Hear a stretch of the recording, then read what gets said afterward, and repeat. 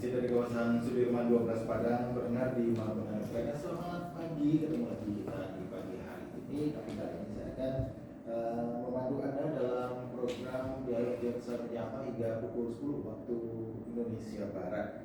Untuk hari ini kita membahas tentang gambaran umum sistem peradilan. Nah, untuk itu sudah hadir di studio Pro 1 dari Padang, langsung kita dari Kejaksaan Tinggi Sumatera Barat.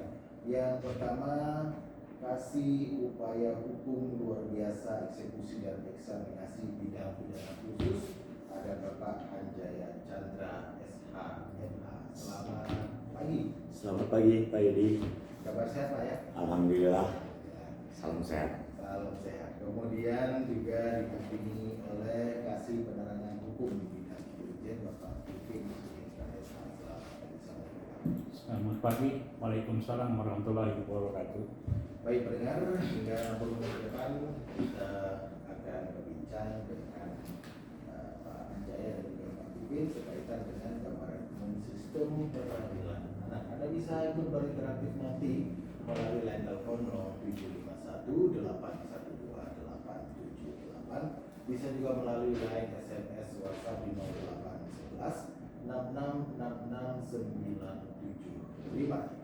Cara ini juga live streaming di channel YouTube RRI Pro 1 Padang saat ini. Baik pendengar, di mana Anda berada, kita akan bincang-bincang dengan narasumber kita di pagi hari ini. Saya ke Pak Hanjaya Chandra. Pak Hanjaya, ini tentang peradilan anak. Anak juga punya peradilan. Kenapa ada peradilan anak? Kenapa nggak sama dengan ada peradilan-peradilan yang biasanya? Kenapa harus ada peradilan anak? Baik, terima kasih Pak Yudi, pemirsa radio dari Padang yang saya cintai. Jadi sedikit gambaran kenapa harus ada peradilan anak. Jadi sebenarnya dari dulu sudah ada. Ini diatur oleh Undang-Undang Nomor 3 Tahun 97. Namun dalam perkembangan sistem peradilan anak tersebut, banyak yang hak-hak anak tersebut tidak tercapai. Muncullah Undang-Undang Nomor 11 Tahun 2012 Pak Yudi. Di dalam undang-undang tersebut sistem peradilan pidana anak khusus harus terpisah dengan orang dewasa, dan beberapa acara hukumnya berbeda dengan ketentuan-ketentuan sebelumnya. Dari filosofi itu dilihat bahwa sistem pertanggungjawaban terhadap anak saja itu sudah berbeda. Dari Undang-Undang Nomor 3 Tahun 97 itu anak diberikan tanggung jawab di umur 8 tahun. Bayangkan, kita gambarkan umur 8 tahun apa sih anak yang dapat dipertanggungjawabkan? Sedangkan tidur aja masih sama mamanya, nggak diberi susu malam hari dia nangis, itu udah diberikan pertanggungjawaban. Dengan munculnya ada Undang-Undang Nomor 12, itu kajian para pembuat undang-undang tersebut udah melihat psikologis anak, terus HAM anak, terus kemampuan anak untuk menilai yang baik dan benar. Dari itu muncullah Undang-Undang Nomor 12, berubah. Umur pertanggungjawaban berubah, yang dapat ditahan berubah. Terus ada yang lebih menarik dalam Undang-Undang Nomor 11 tahun, restoratif justice. Restoratif Justice. Mengembalikan keadaan semula, meresto. Dari sana, kalau dulu undang-undang melakukan pembalasan terhadap anak yang melakukan tindak pidana, memasukkan ke dalam penjara. Kalau saat ini tidak seperti itu lagi, Pak.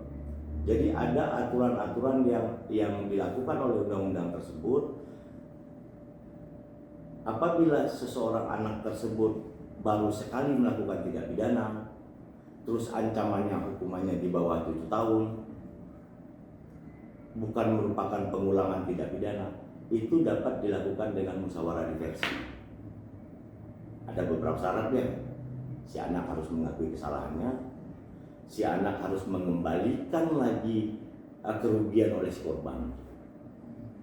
Kamu melakukan tindak pidana, apa yang dialami oleh korban, kamu siap gak untuk menggantinya? Begitu Pak Yudi.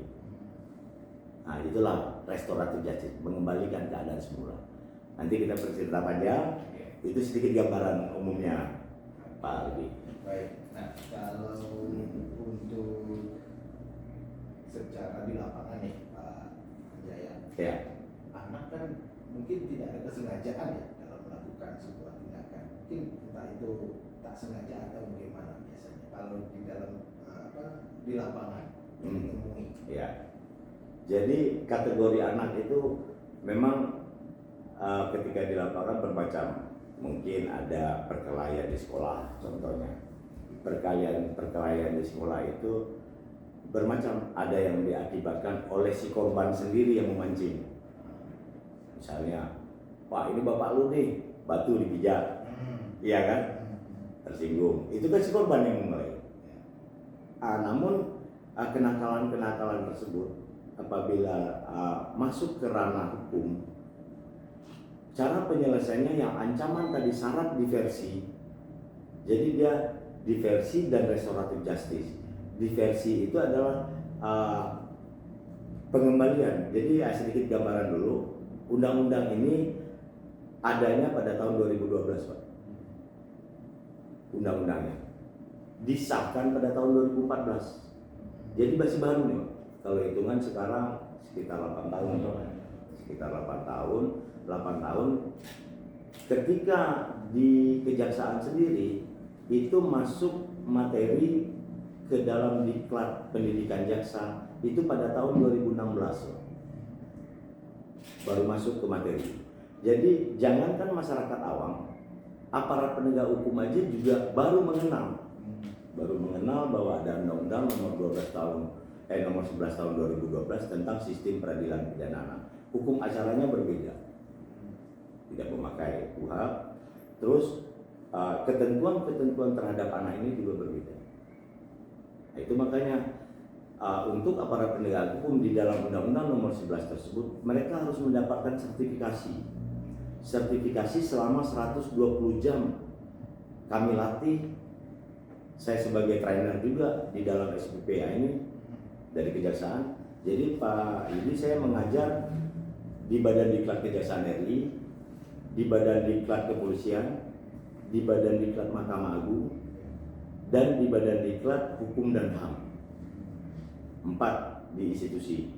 Belum lagi nanti saya diminta sebagai pengajar, sebagai trainer oleh Kedutaan Amerika, Kedutaan Australia, dan Kedutaan Belanda. Itu mereka expect terhadap Indonesia pemerhati anak. Dari ketiga kedutaan tersebut mereka mempunyai anggaran. Bagaimana aparat penegak hukum di Indonesia ini cepat memahami untuk penanganan perkara anak tidak. Jadi perkara anak tersebut, anak tidak boleh ditahan kalau ancamannya di bawah 7 tahun. Kalau dulu semuanya ditahan. Iya kan? Kita lihat apa aja, mau pencurian anak, dan digabungkan tahanannya Pak dengan dewasa. Ini yang pelanggaran HAM. Nah, jadi di dalam undang-undang ini warning, anak tidak boleh ditahan. Nah, ada istilahnya di kejaksaan tahap 2. Ketika tahap 2 perkara anak itu ada di ruang khususnya RKA, ruang khusus anak. Mereka tidak boleh disamakan tahap 2 orang dewasa di sini, dia di sini, tidak boleh melihat. Begitu juga di pengadilan. Di pengadilan itu ada ruang tunggu anak, ruang ramah anak. Jadi dia diprioritaskan. Kalau dulu diprioritaskan dalam perkara itu korupsi didulukan. Tapi kalau ada perkara anak didulukan. Dia nggak boleh lama-lama di pengadilan. Tujuan prioritas ya. Iya, tujuannya apa? Di pengadilan itu ada 2 kasus anak yang korupsi. Orang dasar yang didulukan anak. Karena dia jangan melihat persidangan yang lain. Dan hukum acara di dalam persidangan itu, prioritas sekali itu anak, Pak Edi. Di situ bahwa si anak apabila si korban, jadi dia ada anak pelaku, anak korban, anak saksi.